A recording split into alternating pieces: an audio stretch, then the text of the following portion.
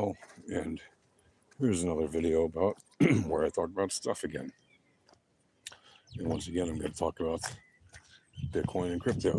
And if you just saw our live stream for Monday morning, you'll see that the VEPS, good old reliable volatility, entropy, probability, and statistics indicators, were showing that we had a high probability around the market open to be zigzagging a lot on the lower time frames, and that is exactly what we saw happening, in the run up to market open and shortly after, in the hour and a half that followed, in the hour that followed market open.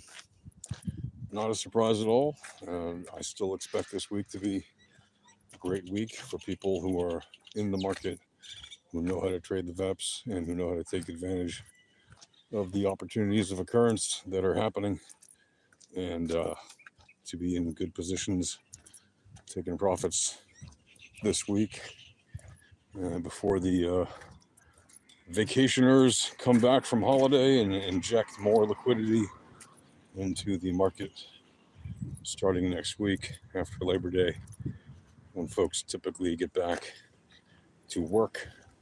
And that includes many retail traders who take some time off in July and August. And now we're rapidly approaching the end of August. So that leaves a few days, right? About 4 trading days left after today on this month.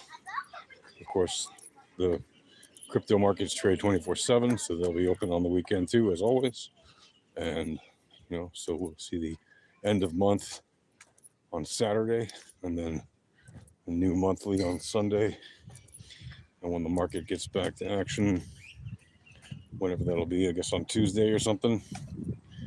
If Labor Day is Monday, I don't know. I think Labor Day is this next Monday, right? The 1st of September. Because that'll be, Sunday will be the 1st, the 2nd will be Labor Day, and that means the day after will be the 3rd, Tuesday.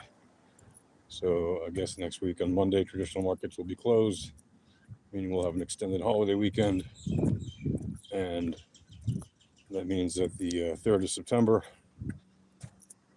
Tuesday, should be a pretty interesting time. But meanwhile, this week certainly looks like the assets that we were looking at are set to have some nice movements this week on lower time frames, as they usually do, because, well, the VEPS is great for scalping on any time frame, especially low time frames, because when you're trading volatile assets, well, it's best to take profits early and often, and it's best to limit your losses and not be emotionally attached to your trades, especially because, obviously, volatile assets can swing very rapidly and take your unrealized gains away from you, right, if you have not done so. Right? Swing trading volatile assets is like playing with TNT, basically. It's not very different than using leverage, frankly. It is, but it isn't. Yeah, they're both adding unnecessary risk to your positions as a low time frame trader. If you look at Solana, it also is looking pretty good on low time frames, as well as on higher time frames, daily, even weekly, looking pretty good. There's some potential movements to the upside. We also looked at Cardano, we looked at gold, Tesla, a whole bunch of different assets, SPY, dollar, obviously. And generally speaking, this certainly seems to be a week that is shaping up to prove quite good for those who know how to trade the VEPS. Once again, if you don't know how to trade the VEPS, but you want to know, best way to know how is to come into the Alpha Trading Discord. It's free to join. You just go to alphatradinghq.com/Discord, and you can get access for free to our volatility starter pack of indicators and all the educational information you need to learn how to trade, and access to our live streams, which again typically run Monday through Friday, starting at 9 a.m. Eastern time, and they'll last about an hour and a half. And the whole point of those live streams is really to be an educational live stream. And if you haven't ever seen one, well, we run them on Rumble, or we run them in our Discord, but they stream on Rumble. So you can find us if you look for Alpha Trading VEPS or just Alpha Trading HQ. You'll find it on Rumble. And you can see our latest streams and enjoy learning about what we do and how we do it, how to use our tools, etc.